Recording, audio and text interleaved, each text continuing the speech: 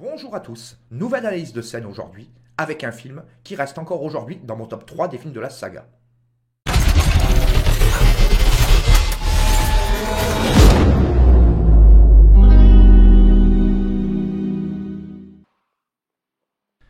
Et commençons tout de suite par le côté très encyclopédique. Cette séquence couvre les scènes numéro 488 à 495 du scénario et fut tournée sur l'île de Corfou le 15 octobre 1980. Alors autant le dire tout de suite, j'ai pas choisi cette scène totalement au hasard.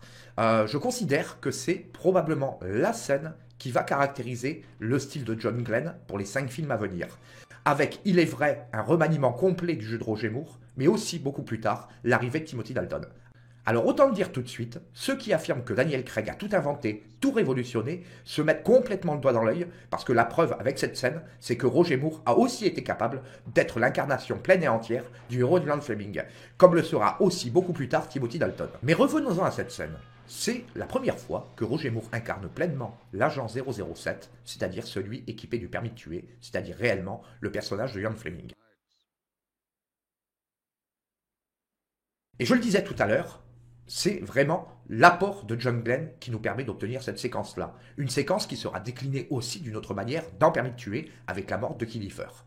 Et aussi, d'une autre manière, la mort d'un des frères jumeaux dans Octopussy. Et en fait, ce qui est très intéressant, c'est la manière dont c'est filmé. Je ne vais pas revenir naturellement sur tous les préparatifs de la scène, et en particulier ce qui est connu aujourd'hui, c'est-à-dire à savoir, je ne dirais pas le rejet, mais disons que le fait que Roger Moore se posait beaucoup d'interrogations par rapport au fonctionnement de cette scène, et en particulier à l'approche que pourrait avoir le grand public de cette nouvelle interprétation de James Bond. Ce qui est intéressant au niveau de la cinématographie, c'est surtout la manière dont elle est filmée. Et là, justement, c'est encore une fois le grand travail de réalisation de John Glenn qui montre pleinement toute son efficacité. On peut voir en effet que Roger Moore est systématiquement filmé en contre-plongée, là où Locke est filmé en plongée. C'est intéressant parce que ça permet justement de bien faire ressortir ce rapport de force et ce rapport dominant-dominé. C'est-à-dire que Locke est vraiment dans une situation extrêmement périlleuse et que Roger Moore vraiment le tanne et le toise de toute sa hauteur et justement le remet enfin à son statut de simple exécutant, qui bientôt d'ailleurs sera exécuté. Et justement, là, ce qui est très très intéressant, c'est que ce meurtre fait suite à une tentative d'assassinat sur Bond lui-même, avec l'explosion de l'entrepôt. Et ce qui est assez surprenant sur la fin de la scène, c'est qu'on pourrait croire que l'épinglette à elle seule va faire basculer la voiture, mais comme ça a été expliqué dans le making-of, la scène manquait de vitalité. Et justement, ce coup de pied que lance Roger Moore contre la voiture donne vraiment énormément de puissance narrative, et permet vraiment de métamorphoser le personnage de Bond interprété par Roger Moore. Et on peut se demander, même si, malgré les réticences qu'avait Roger Moore, s'il n'a pas pris un certain plaisir à apporter d'une certaine manière, une autre vision de son propre Bond, qu'il avait déjà redéfini avec l'espion qui m'aimait. Personnellement, c'est une scène que j'adore, qui pleinement permet à Bond de s'inscrire dans les années 80 et la mouvance de films extrêmement violents qui arrivera à Hollywood quelques années plus tard.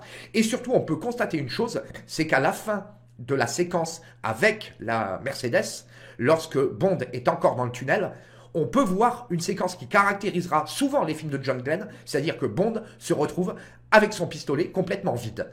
Cette séquence apparaîtra notamment lors de la poursuite sur la plage, lors de la mort de la comtesse Lisle, lors de la poursuite contre Locke, mais aussi bien plus tard, lors de la scène de la gare dans Octopussy, lors de l'attaque du palais de la Mousson. C'est vraiment le parti pris du réalisme des films de John Glenn qui apparaîtra de 1981 jusqu'à 1989. Et je trouve que finalement, Roger Moore, dans cette nouvelle définition du personnage, donne un côté extrêmement crédible, loin du côté extrêmement humoristique, fantasque, etc., qu'on avait pu connaître avec le film précédent. Même si, au demeurant, j'adore Moonraker. Mais disons qu'on est sur deux styles de films totalement différents, et cette scène-là en particulier caractérise bien le tournant qui va être pris par la saga, avec en particulier plus tard l'arrivée de Timothy Dalton.